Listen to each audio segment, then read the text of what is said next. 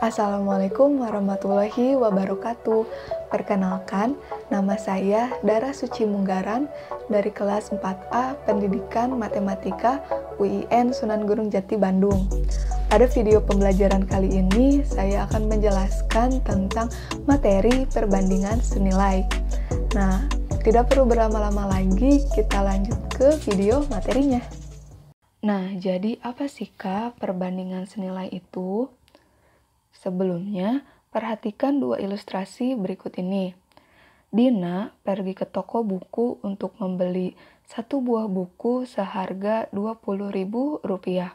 Kemudian membeli lagi buku yang sama sebanyak 4 buku dan membayar Rp80.000.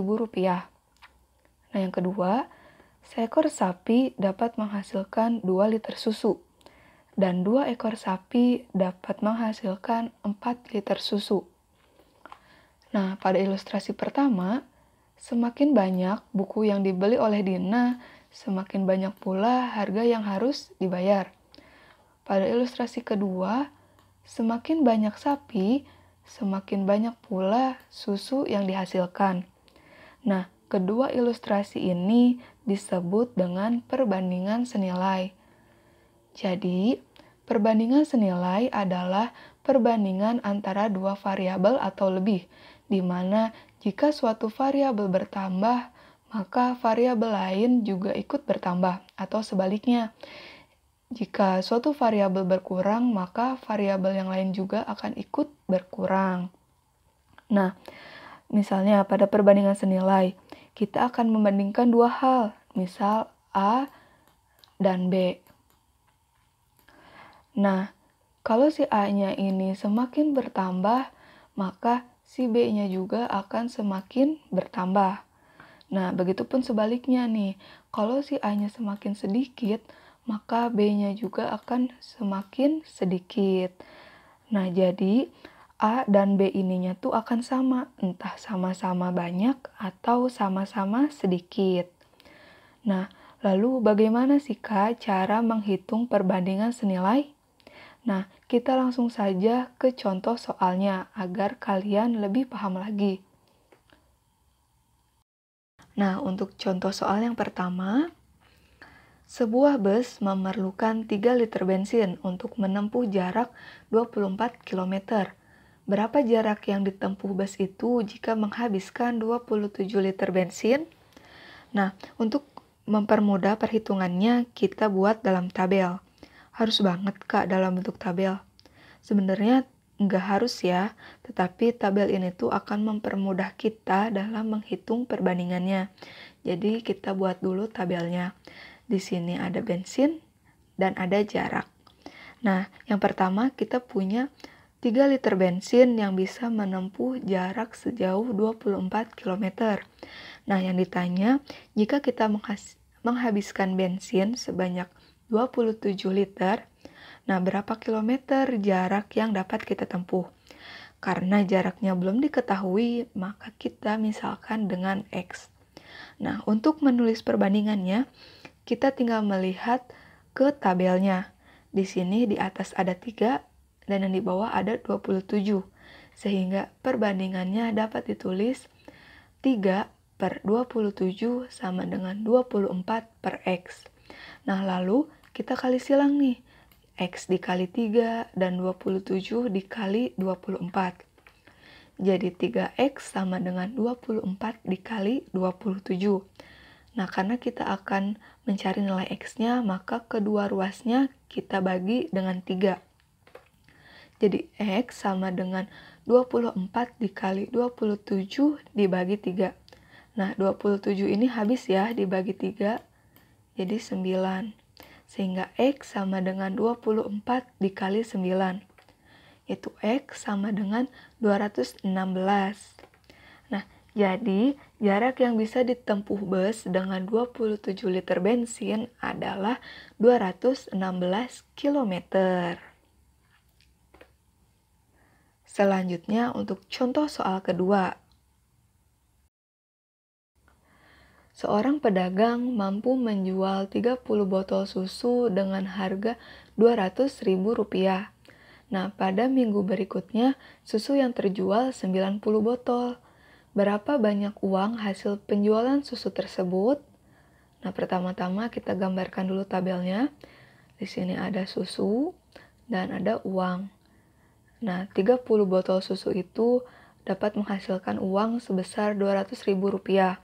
Nah, yang ditanyakan jika 90 botol susu, nah berapa uang yang akan dihasilkan? Karena uang yang akan dihasilkannya belum diketahui, maka kita misalkan dengan X. Sehingga perbandingannya dapat ditulis dengan 30 per 90 sama dengan 200.000 per X. Lalu kita kalikan silang. X dikali 30 dan 90 dikali 200.000. Jadi 30X sama dengan 200.000 dikali 90. Nah, karena kita akan mencari nilai X-nya nih. Jadi kedua ruasnya kita bagi dengan 30. Maka X sama dengan 200.000 dikali 90 dibagi 30. Nah, 90 ini kan habis dibagi 30. 90 dibagi 30 yaitu 3. Nah, jadi menghitung X-nya yaitu 200.000 dikali 3. Nah, jadi X-nya sama dengan 600.000. Nah, jadi pedagang tersebut menghasilkan uang sebanyak Rp600.000.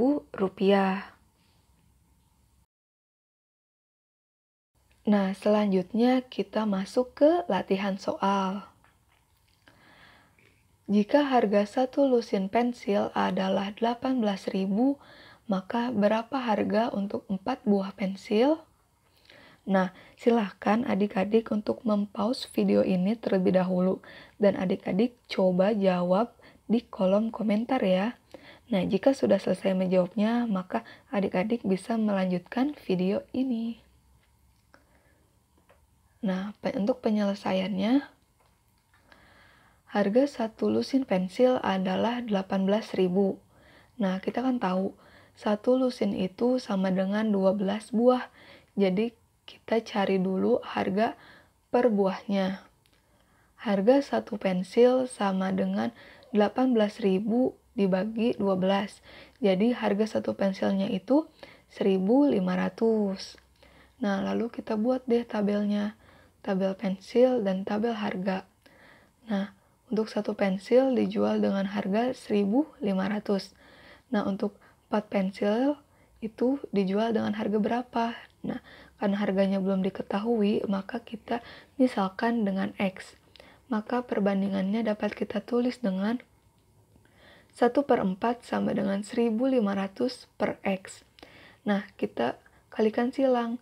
X dikali 1 dan 4 dikali 1.500. Nah, maka X sama dengan 1.500 dikali 4. Jadi X sama dengan 6.000. Nah, jadi harga 4 buah pensil adalah 6.000. Nah, apakah jawaban adik-adik sama dengan jawaban yang kakak peroleh?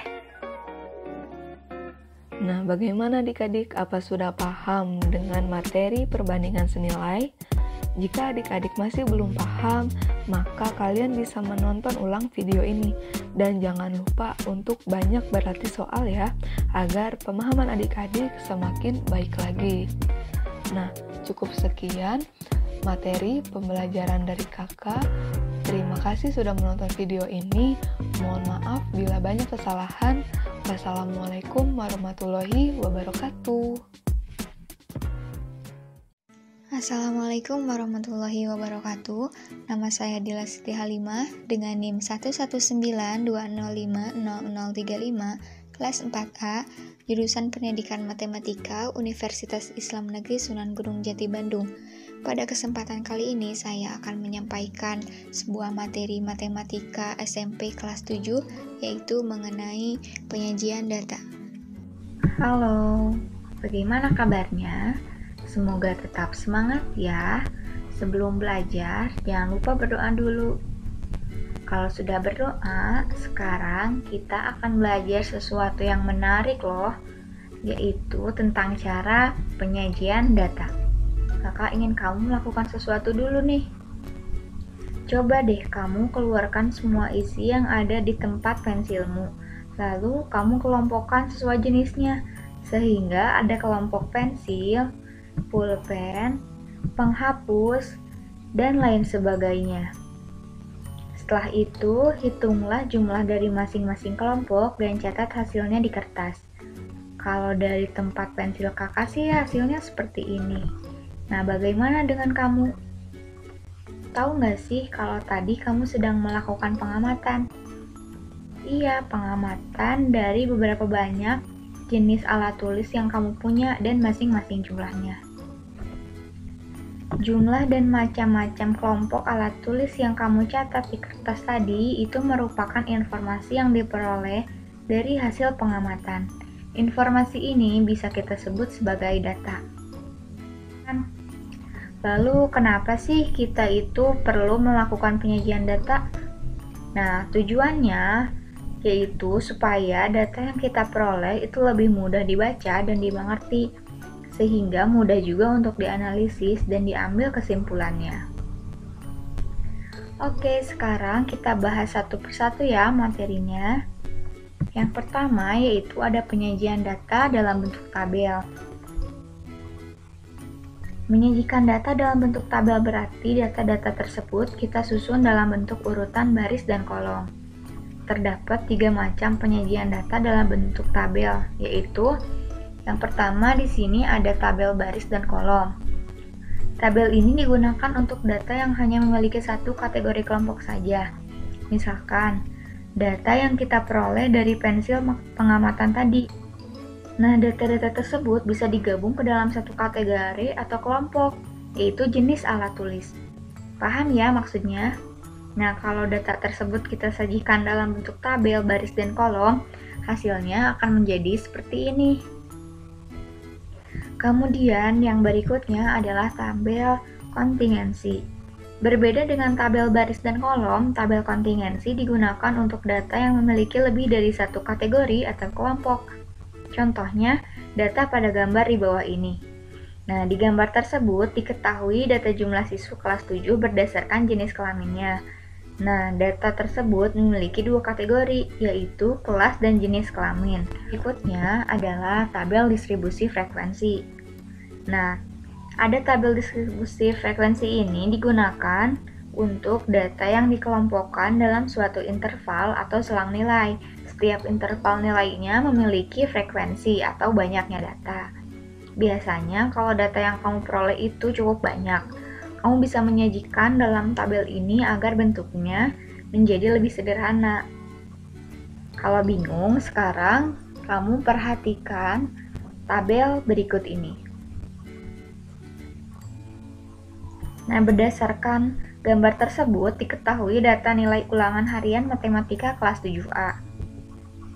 Nah, jumlah siswanya ada 30 dan nilainya juga beragam, mulai dari 61 sampai 100. Sebenarnya, kamu bisa menyajikan data tersebut dalam baris dan kolom, tapi akan lebih sederhana jika membuatnya dalam tabel distribusi frekuensi. Jadi, kamu perlu tahu juga nih, setiap interval harus memiliki panjang yang sama. Contohnya, interval 61 sampai 70 itu memiliki panjang 10. Dari 61 sampai 70, totalnya ada 10. Begitu juga dengan interval 71 sampai 80 dan interval-interval lainnya. Nah, frekuensi itu menandakan banyaknya siswa yang mendapat nilai matematika sesuai dengan intervalnya masing-masing. Misalnya, frekuensi pada interval 61 sampai 70 ada 3. Berarti banyak siswa yang mendapat nilai antara 61 sampai 70 pada ulangan harian matematika ada 3 orang. Jelas ya? Berikutnya, yaitu tentang penyajian data dalam bentuk diagram. Nah, diagram penyajian data dalam bentuk diagram ini berarti data-data tersebut kita susun dan buat dalam bentuk gambar atau lambang. Oleh karena itu, penyajian data dalam bentuk ini akan lebih jauh menarik. Terdapat 3 jenis penyajian data dalam bentuk diagram. Yang pertama, ada diagram balok. Diagram batang biasanya digunakan untuk menyajikan data yang dapat dikategorikan atau dikelompokkan seperti misalkan nilai ulangan, jenis pekerjaan, hobi, dan lain sebagainya. Data dan juga bisa dengan data tahunan seperti harga barang dari tahun ke tahun, besar keuntungan dari tahun ke tahun, dan lain sebagainya. Nah, pada diagram batang atau diagram balok, data akan digambarkan membentuk persegi panjang yang memanjang ke atas. Setiap persegi panjang harus memiliki lebar yang sama dan tidak boleh menempel antara satu dengan yang lainnya. Lalu, bagaimana cara menyajikan data dalam bentuk diagram batang ya? Nah, misalkan di sini terdapat tinggi badan dari siswa kelas 7A. Nah, untuk membuat diagram batang, kamu harus cari tahu dulu banyaknya siswa pada masing-masing tinggi badan. Tapi data yang diperoleh ternyata masih belum urut atau acak. Nah, kalau seperti itu berarti kita akan agak kesulitan untuk dihitung. Nah, kita harus mengurutkannya terlebih dahulu. Kemudian diurutkannya mulai dari data yang paling kecil supaya lebih mudah. Setelah itu, buatlah sumbu datar dan tegak yang saling berhubungan. Sumbu datar itu menyatakan kategori dan sumbu tegak itu menyatakan data atau frekuensi. Nah, dari diagram batang tersebut, kita bisa lebih mudah memperoleh beberapa informasi, di antaranya tinggi badan terpendek siswa kelas 7A dan juga tinggi badan tertinggi siswa kelas 7A. Paham ya sampai sini? Dilanjut pembahasan berikutnya, yaitu mengenai diagram garis. Diagram garis biasanya digunakan untuk menyajikan data yang berkelanjutan kontinu, seperti jumlah penduduk setiap tahun, jumlah produksi barang setiap tahun, perubahan iklim dan cuaca pada tentang waktu tertentu, dan lain sebagainya. Kalau tinggi badan siswa kelas 7A kita buat menjadi diagram garis, akan menjadi seperti ini. Kemudian yang berikutnya adalah diagram lingkaran. Diagram lingkaran itu biasanya digunakan untuk menyajikan data yang dapat dikategorikan atau dikelompokkan.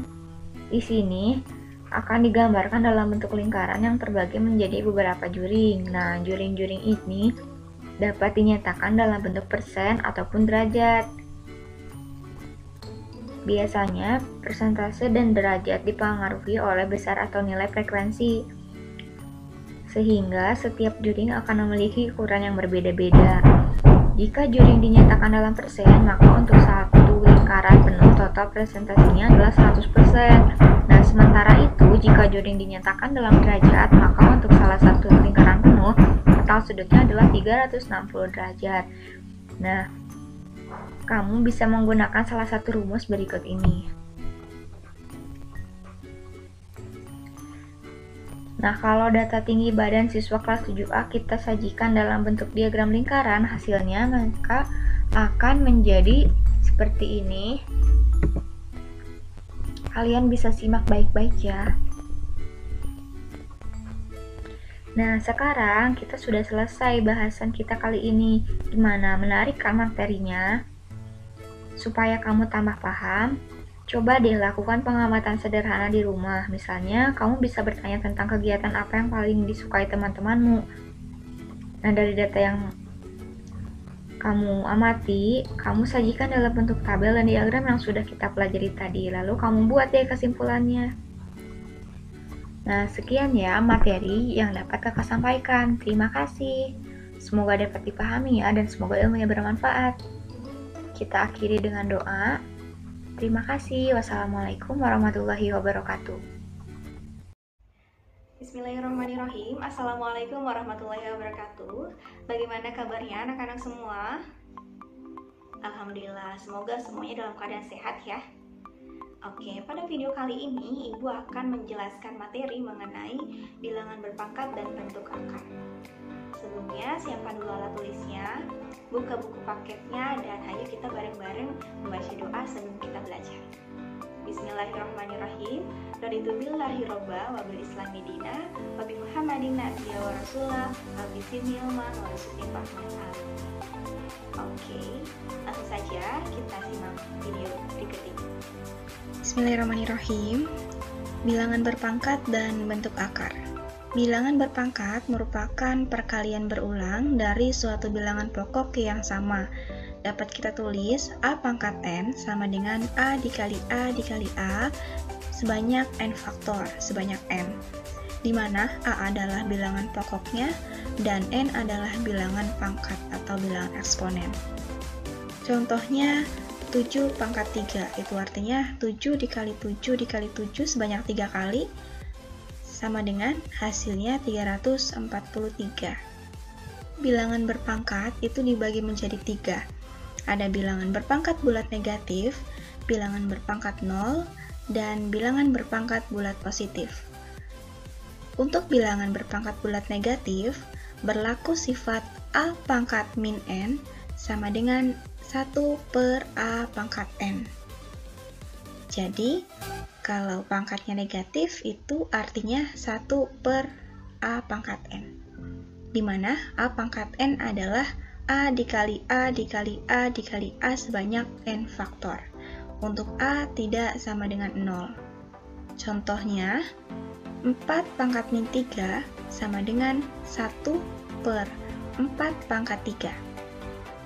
Sama dengan 1 per 4 dikali 4 dikali 4 sama dengan 1 per 64. Kemudian bilangan berpangkat 0. Semua bilangan apabila A tidak sama dengan 0, jika dipangkatkan 0, hasilnya sama dengan 1. Contohnya, di sini ada 5 pangkat 0 sama dengan 1, kemudian 100 pangkat 0 sama dengan 1, 2000 pangkat 0 itu sama dengan 1. Bilangan apapun, jika dipangkatkan 0, itu hasilnya sama dengan 1. Selanjutnya, bilangan berpangkat bulat positif.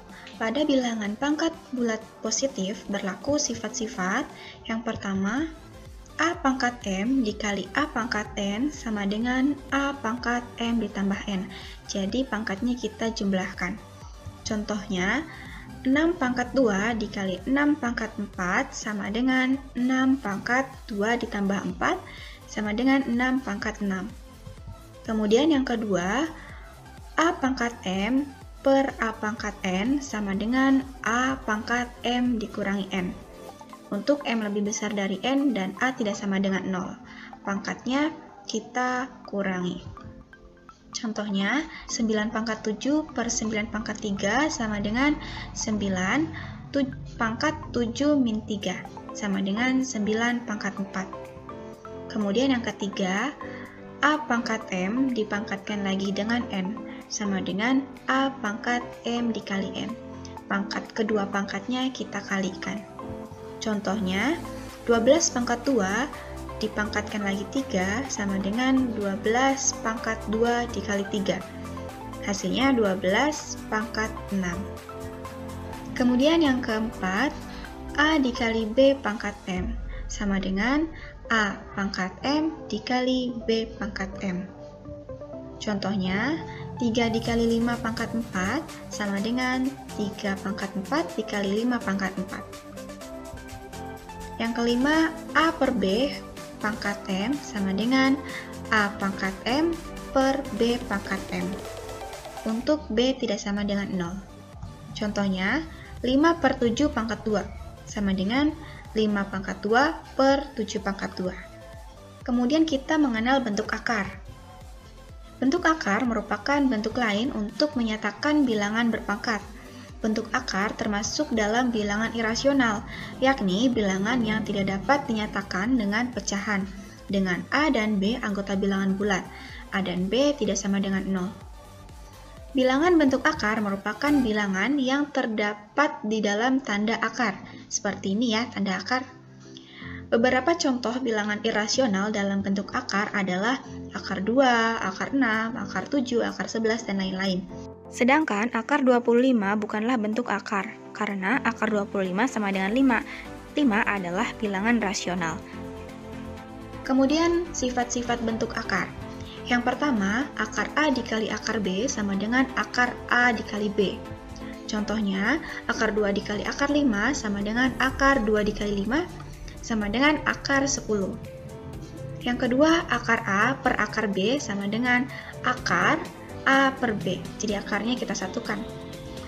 Contohnya, akar 24 dibagi akar 3 sama dengan akar 24 per 3. Sama dengan 24 dibagi 3 itu 8, jadi akar 8. Kemudian A akar C plus minus B akar C sama dengan A plus minus B akar C.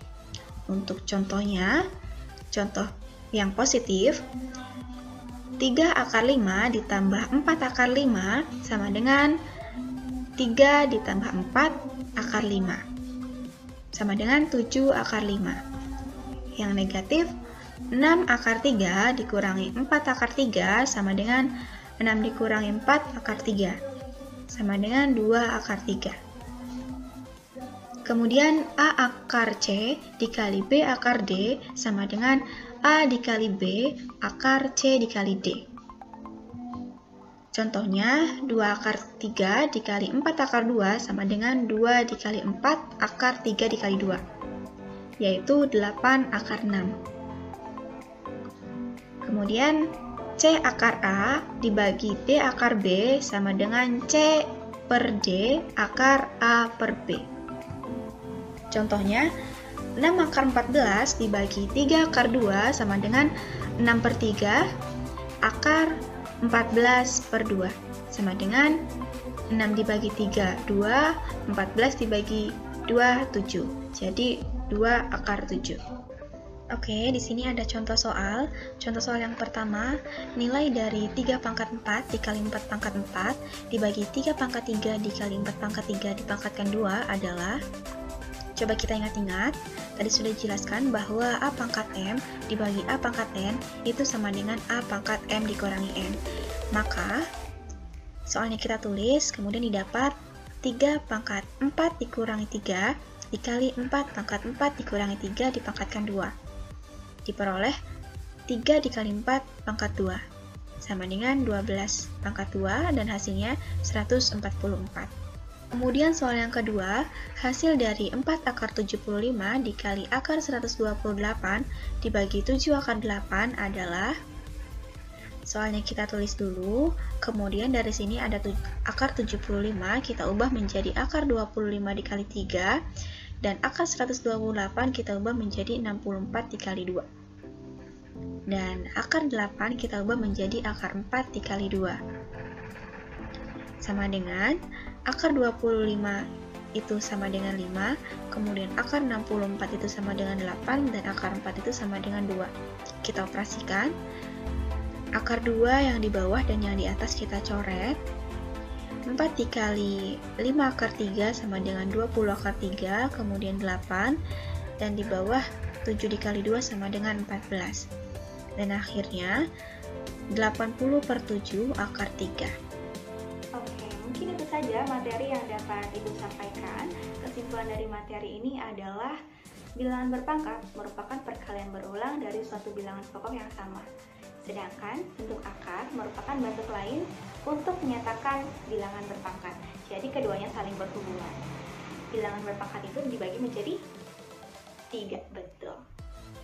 Bilangan berpangkat bulat negatif, bilangan berpangkat 0, dan bilangan berpangkat bulat positif.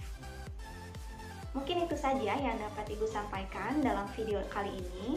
Semoga anak-anak semua paham. Sekian dari Ibu, kurang lebihnya mohon maaf. Wabillahi taufiq wal hidayah. Wassalamualaikum warahmatullahi wabarakatuh.